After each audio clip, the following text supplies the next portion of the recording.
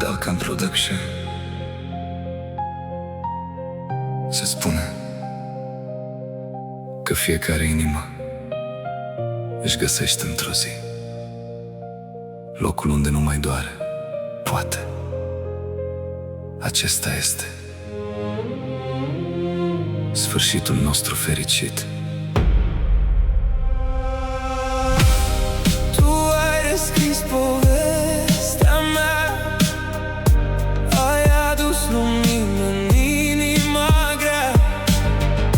Din cenușă m-ai învățat să zbor și-ai făcut din lacrimi un nou decor. Ține-mă aproape, nu-mi da drumul iar.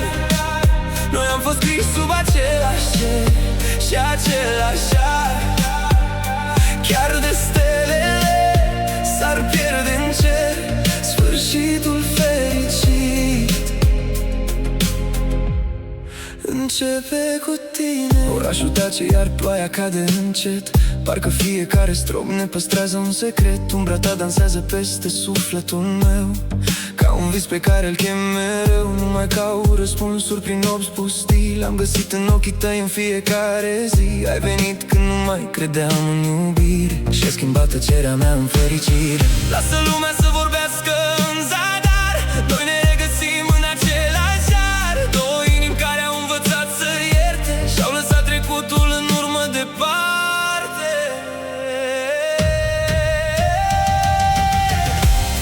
Tu ai rescris povestea mea, ai adus lumină în inima grea. Din cenușă m-ai învățat să zbor și-ai făcut din lacrimi un nou decor. Ține-mă aproape, nu-mi da drumul iar. Noi am fost scris sub același cer și același ar. Chiar de stelele s-ar pierde în cer sfârșitul fericit. Începe cu tine. Poate drumul nostru n-a fost întâmplător, fiecare rană ne-a adus mai ușor. Iar acum când îți ating mâna încet, înțeleg ce înseamnă un suflet complet. Dacă noaptea ar ascunde ultimul răsărit, tot te-aș alege la nesfârșit. Fiindcă tu ești liniștea pe care o visam, fără să știu că tot pe tine te așteptam. Tu ai rescris povestea mea, ai adus lumină în inima grea.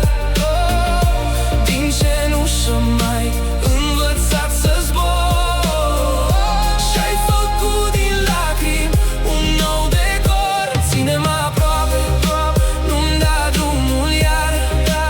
Noi am fost scris sub același cer și același ar. Chiar de stelele s-ar pierde în cer sfârșitul fericit. Începe cu tine. Dalcan Production.